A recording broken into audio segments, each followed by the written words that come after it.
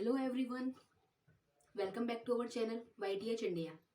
तो आज हम पढ़ेंगे फंडामेंटल ड्यूटीज़। आज का टॉपिक भी कल के टॉपिक की तरह और शॉर्ट है और इजी भी है, तो इस टॉपिक को हम काफ़ी जल्दी कवर कर लेंगे।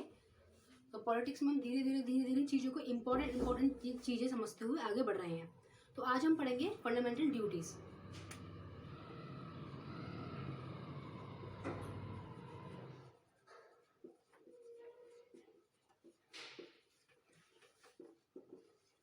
अब देखिए ये क्या चीज़ है। एक तो हमने पढ़ा फंडामेंटल राइट्स, एक हमने पढ़ी फंडामेंटल राइट्स। अब हम पढ़ रहे हैं फंडामेंटल ड्यूटीज़। फंडामेंटल राइट्स और फंडामेंटल ड्यूटीज़ में अंतर क्या है कि इनको ये भी नॉन जस्टिसिएबल ही है, यानी इनको लेके आप कोर्ट नहीं जा सकते। आगे पढ़ेंगे इसके बारे में। अब देखिए, इसको हिंदी में बोलते हैं मौलिक कर्तव्य।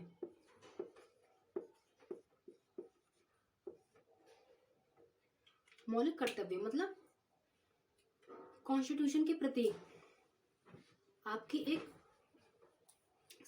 संवेदनशीलता होनी चाहिए। अपने भारत के प्रति आपका नेचर इस तरीके का होना चाहिए। तो वो जो है हमारी फंडामेंटल ड्यूटीज में बताया गया, यानी क्या क्या आपके कर्तव्य, आपका कर्म क्या होना चाहिए अपने देश के लिए। जब हमारा देश हमें फंडामेंटल राइट्स दे रहा है, इसके अलावा और भी सारी चीज़ें हमें हमारे देश से मिल रही है, हमारी इवन आइडेंटिटी हमारा देश है, तो हमारा भी हमारे देश के लिए कुछ कर्तव्य होगा या नहीं।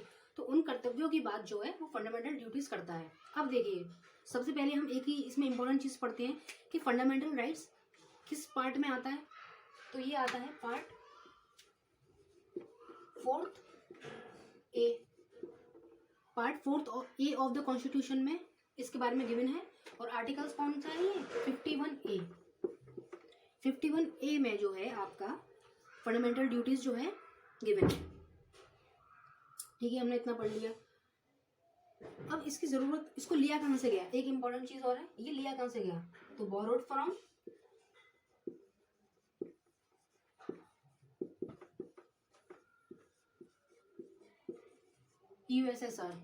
यूएसएसआर मतलब आज का रशिया मान लीजिए, क्योंकि पहले इसमें आपका यूक्रेन वगैरह भी आता था, तो यूक्रेन तो अब अलग हो गया। तो अब आज के हम रशिया की बात करेंगे, लेकिन बेसिकली फंडामेंटल ड्यूटीज को जो है यूएसएसआर से लिया गया है। होप्स आपको इतनी चीज क्लियर हो गई होगी। अब देखिए, फंडामेंटल ड्यूटीज जो हैं इसकी जरूरत कब महसूस हुई? इसकी जरूरत महसूस हुई थी इंटरनेशनल इमरजेंसी, जो इंटरनल इमरजेंसी आपकी इंदिरा गांधी के टाइम पर लगी है, उस दौरान इसकी जरूरत को महसूस किया गया। उस दौरान लगा कि लोगों को अपने संविधान के प्रति, अपने देश के प्रति कुछ कर्तव्यों को निभाना चाहिए। इसीलिए ऑन रिकमेंडेशन ऑफ, इसलिए कांग्रेस पार्टी ही इसे लाई आपका 1976 में। ऑन रिकमेंडेशन ऑफ सरदार स्वर्ण सिंह कमेटी। अब देखिए, क्वेश्चन जो डायरेक्ट पूछे जाते हैं ना आपसे एग्जाम में, जैसे एसएससी का एग्जाम हुआ, आपका यूपी टेट का एग्जाम हुआ, ठीक है, इवन अभी आपका सुपर टेट का एग्जाम आने वाला है, उसमें डिटेल में कुछ भी नहीं पूछेंगे। ये जो बोर्ड पे लिखा है इसमें से भी अगर एक आध क्वेश्चन बन जाए तो कोई बड़ी बात नहीं है, क्योंकि वो एग्जाम लोअर लेवल का है। यूपीएससी की तरह आपसे डिटेल में हर एक आर्टिकल नहीं पूछेगा। बड़ी बेसिक बिल्कुल आप समझ लीजिए, आपकी बेसिक नॉलेज चेक होगी कि आप जो हैं 6, 7, 8 में कुछ पढ़ के आए भी हैं या नॉर्मली उठ के आ गए हैं। आप ये जो एग्जाम्स है ना, आपका एसएससी हो गया, आपका यूपी टेट हो गया, ठीक है। एसएससी में तो क्या है, मेन खेल टाइम मैनेजमेंट का है, क्योंकि क्वेश्चन उसमें बहुत इजी आते हैं। अगर किसी का मैथ्स वगैरह कमजोर हो या किसी का इंग्लिश का दिक्कत रह सकता है, लेकिन अगर हम जीएस के क्वेश्चन देखें ना, तो बिल्कुल बेसिक लेवल के क्वेश्चन पूछे जा रहे हैं उसमें। मतलब आपकी बेसिक नॉलेज चेक की जाएगी कि आपका पढ़ाई का लेवल कैसा रहा है। हाई तो कुछ घुस के पूछ नहीं रहे हैं, इसीलिए मैं इस चीज को अकेले में अलग से हाईलाइट करके लिखती हूँ। ये क्वेश्चन डायरेक्ट पूछ लेगा वो, और पूछता है, यूपी टेट में भी पूछा इस बार, ठीक है, और डायरेक्ट पूछता है। अब किसकी रिकमेंडेशन पे आया आपका फंडामेंटल ड्यूटीज? तो सरदार स्वर्ण सिंह कमेटी की रिकमेंडेशन पे जो है आपका फंडामेंटल ड्यूटीज लाई गई हैं। पार्ट 4A में इसके बारे में गिवन है। आर्टिकल जो है आपका 51A है और इसको यूएसएसआर से लिया गया है। ये क्वेश्चन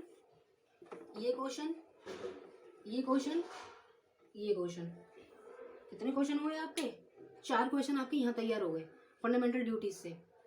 फंडामेंटल राइट्स से तो क्वेश्चन आने ही आने। मैंने इसीलिए फंडामेंटल राइट्स का आपका सेशन बढ़ा रखा है, और छोटी मोटी जैसे मिस्टेक अगर ईयर वगैरह तरह की हो जाती है, तो वो आप कभी कभी देख लीजिए अगर ये थोड़ा बहुत कभी कभी हो जाता है।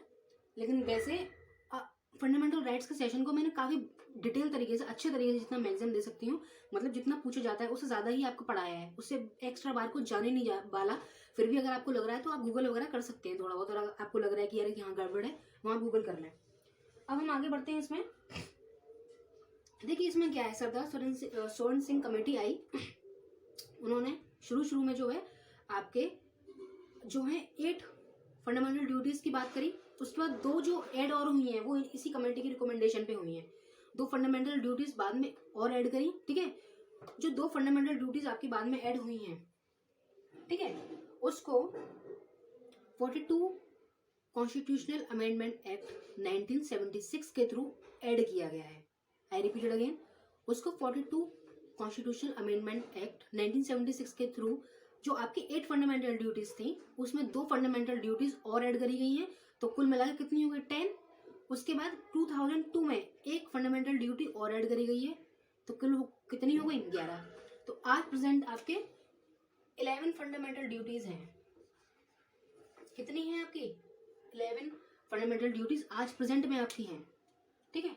होप सो इसको देख लीजिएगा, आप समझ में आ गया होगा। आगे बढ़ते हैं जल्दी, शॉर्ट टॉपिक है, ज़्यादा टाइम नहीं लेंगे इसमें क्योंकि इसमें ऐसा कुछ डिटेल नहीं है, ठीक है। 11 फंडामेंटल ड्यूटीज थी आपकी, 2 जो ऐड हुई हैं। सबसे पहले कितनी थी 8 थी आपकी, सबसे पहले 8 थी, 2 ऐड हुई हैं आपकी। जो 2 आपकी ऐड हुई हैं वो 42 अमेंडमेंट एक्ट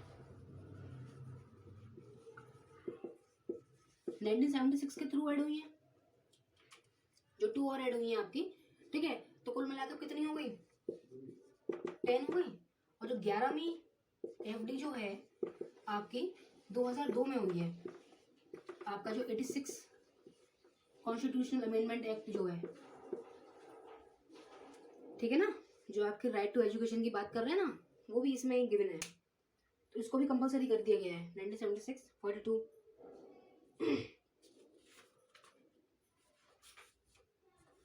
ठीक है, तो कुल मिलाकर ये 11 हो गई हैं आपकी। तो प्रेजेंटली कितनी है 11 फंडामेंटल ड्यूटीज आर देयर। अब पढ़ते हैं एक एक फंडामेंटल ड्यूटी क्या है, गो थ्रू कर लीजिए बस, क्योंकि आर्टिकल नहीं है, 11 ड्यूटीज हैं, उसके बारे में बस आप समझ लीजिए। डिटेल में नहीं पूछेंगे कि आर्टिकल आपका 15 आर्टिकल में क्या है, 16 आर्टिकल में क्या है, क्योंकि आर्टिकल तो इसमें एक ही है आपका 51A आर्टिकल है, बस ये क्वेश्चन आ सकता है, इसमें आर्टिकल नहीं, इसलिए बस समझ लीजिए 11 पॉइंट्स हो क्या क्या है बस, ठीक है। तो देखिए पहला आपको क्या कह रहा है कि आप कॉन्स्टिट्यूशन के प्रति अबाइड रहे, मतलब कॉन्स्टिट्यूशन की रक्षा करनी है आपको, आपको कॉन्स्टिट्यूशन का सम्मान करना है, अपने नेशनल फ्लैग का आपको सम्मान करना है, ठीक है। नेशनल एंथम का भी आपको सम्मान करना है। जैसे आपने देखा होगा कि अब सिनेमा थिएटर्स में जब फिल्म स्टार्ट होती है तो शुरू में क्या है, अब आई थॉट नेशनल एंथम बजने लग गया, तो उसमें क्या है आपको 52 मिनट्स जो है आप खड़े होइए, सम्मान प्रकट करिए अपना, तो ये आपका क्या फंडामेंटल ड्यूटीज में आ गया, ये हो गई आपकी ए, ठीक है। दूसरा है आपका टू अबाइड बाय कॉन्स्टिट्यूशन,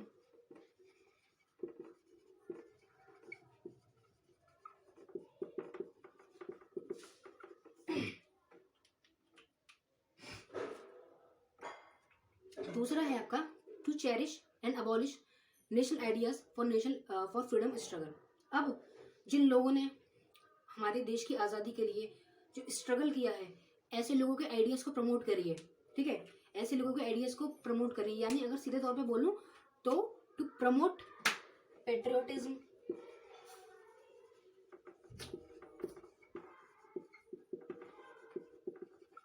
ठीक है, पेट्रियोटिज्म को प्रमोट करिए, देशभक्ति का भाव होना चाहिए आपके अंदर।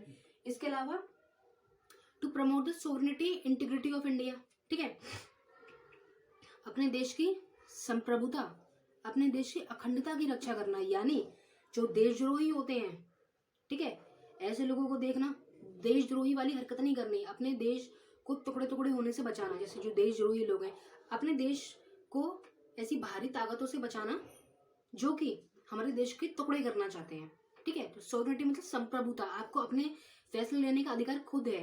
इंटीग्रिटी अखंडता, यानी कोई भी देशद्रोही हमारे देश को तोड़ ना पाए,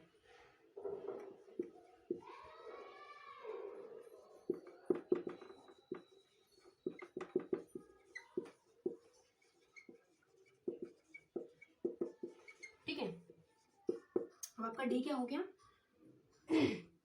टू डिफेंड द कंट्री, यानी वॉर टाइम में अगर ऐसा महसूस हो रहा है कि अब जो है लोग कम पड़ रहे हैं और अगर आपको नेशनल की सिक्योरिटी के लिए सर्विस देने जाना पड़े डिफेंस वगैरह में, तो आपको जाना ही पड़ेगा। ठीक है, ये फंडामेंटल ड्यूटीज की बात कर रहा है, मतलब कह रहा है कि आपको जाना चाहिए। ठीक है, टू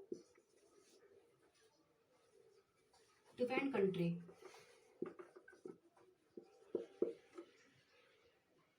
अब यहाँ पर की बात हो रही है टू प्रमोट फ्रेटर्निटी और हार्मोनी।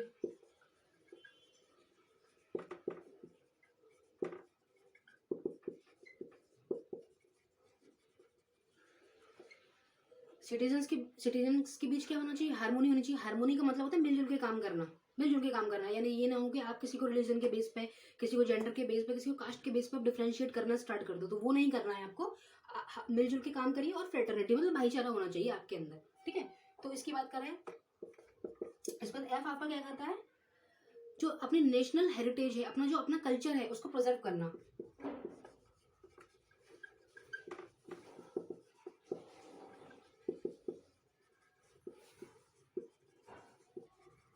अपने रिच हेरिटेज और कल्चर को जो है प्रमोट करना। ठीक है, आपको तो पता ही है पूरे विश्व में अपना कल्चर सबसे बेस्ट है, अपने कल्चर को प्रमोट करो, बताओ कि अपना देश का कल्चर है कितनी पुरानी सभ्यता है, कितना महान कल्चर है, और अपनी रिच हेरिटेज उसको भी प्रमोट करना।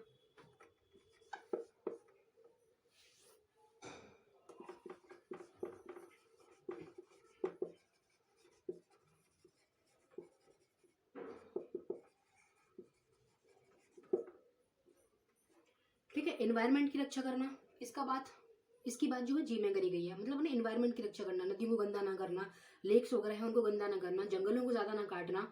ठीक है, तो अपने देश के जो है एनवायरनमेंट की रक्षा करना। भाई अगर एनवायरनमेंट साफ सुथरा होगा तो जो अगर देश हेल्दी नहीं होगा, अगर हमारे तो मोर्टिलिटी रेट बढ़ जाएगी ना। ठीक है, और अगर देश अगर हेल्दी नहीं होगा तो हमारा जो वर्किंग पावर है, वर्किंग पावर जो अपनी एक कंट्री है जिससे अपनी इंडिया की जीडीपी बढ़ती है, तो वर्किंग पावर जो है अफेक्टेड होगी ना। तो अपने एनवायरनमेंट को भी सेफ रखना है आपको साथ साथ। अब आ गए हम एच पे, टू प्रमोट ह्यूमनिज्म।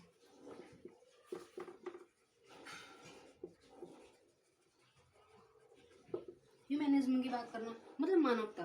ह्यूमनिज्म क्या है, मानवता। मतलब आप किसी भी धर्म के हो, किसी भी कास्ट के हो, इन सबसे ऊपर उठ के आपके लिए मानवता है, मानव की रक्षा करना।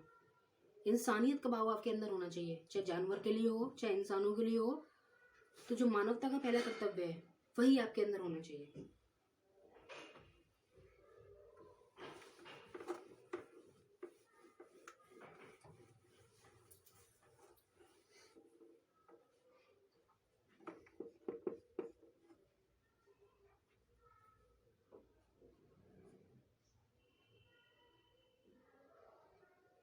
ठीक है, एच हो गया आपका। आई है पब्लिक प्रॉपर्टी की रक्षा करना।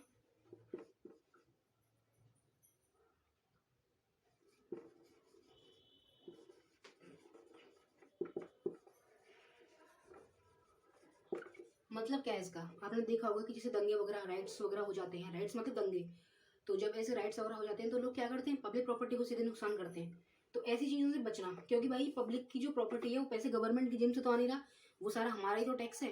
तो पब्लिक प्रॉपर्टी को नुकसान किए बिना अगर आप कोई भी जो है स्ट्राइक वगैरह करना चाहते हैं, कोई भी आप विरोध प्रदर्शन करना चाहते हैं, तो उसे बड़े ही शांतिपूर्ण तरीके से और कॉन्स्टिट्यूशन तरीके से करें। तो उसकी बात ही यहाँ पर कर रहा है।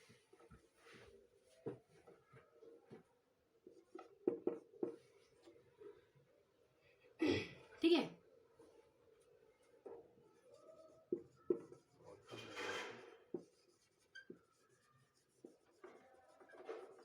यानी चौमुखी विकास, एक पर्टिकुलर सिटीजन का चारों तरफ के विकास की बात आपका अगला फंडामेंटल राइट, जो 10वां है फंडामेंटल राइट्स की बात कर रहे हैं। मतलब अगर देखिए आप बिजनेस करोगे, ठीक है, तो इससे देश का विकास तो होगा ही, देश का विकास होगा, साथ में कितने लोगों को एम्प्लॉयमेंट मिलेगी। ठीक है, तो अगर आप डेवलप करोगे, कहने का मतलब ये है, तो देश तो डेवलप करेगा ही करेगा। तो यहाँ पर ओवरऑल डेवलपमेंट ऑफ सिटीजन की बात हो रही है कि आपका डेवलपमेंट ही देश का डेवलपमेंट है, इसीलिए अपने डेवलपमेंट पर ध्यान दें, स्टार्टअप शुरू करें। अगर आप कोई भी काम कर रहे हैं, टीचिंग भी कर रहे हैं, जो भी जॉब कर रहे हैं, तो उसे विदाउट करप्शन पूरी ईमानदारी के साथ करें, ताकि देश की जीडीपी में आपका एक अच्छा योगदान हो। उसके बाद लास्ट हमारा जो पॉइंट है,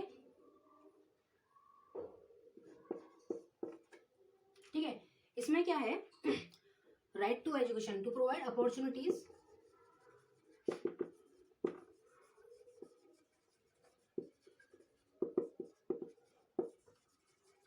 for free and compulsory education. देखिए इसमें क्या है कि एजुकेशन जो है 6 से 14 साल तक के बच्चों के लिए पहले 0 से 6 तक था ये, उसके बाद उसको बढ़ा के 6 से 14 तक कर दिया गया। इस एज ग्रुप के बच्चों को तो फ्री और कंपलसरी एजुकेशन मिलेगी, ठीक है। इस एज ग्रुप के बच्चों को फ्री एंड कंपलसरी एजुकेशन मिलेगी। पेरेंट्स को अपने बच्चों को भेजना है जितने भी गवर्नमेंट स्कूल हैं आपके। इसके अलावा देखिए हायर एजुकेशन में भी जो है आपको काफ़ी सारी जो है सहायता गवर्नमेंट की तरफ से मिल जाती है। कैसे मिल जाती है, गवर्नमेंट कॉलेजेस हैं, उसकी फीस तो बहुत कम होती है। उसके अलावा थोड़ी बहुत फीस भी है, अगर आप जो है पढ़ने में अच्छे हैं तो आप स्कॉलरशिप के लिए अप्लाई कर दीजिए, तो जो भी पैसा अगर आपका गया भी है वो सारा रिफंड हो जाएगा था ना। तो स्कॉलरशिप की फैसिलिटीज गवर्नमेंट आपको देती है। तो पढ़ाई के लिए आप जो है एक आपका ये अधिकार है, तो आपको इसके लिए भी जो है सुविधा मिली हुई है। So thank you very much, इतना ही था आपका फंडामेंटल ड्यूटीज में। मिलते हैं अगले सेशन में, जिसमें अगला सेशन हम जो है पार्लियामेंट का पढ़ेंगे। तो जय हिंद, जय भारत।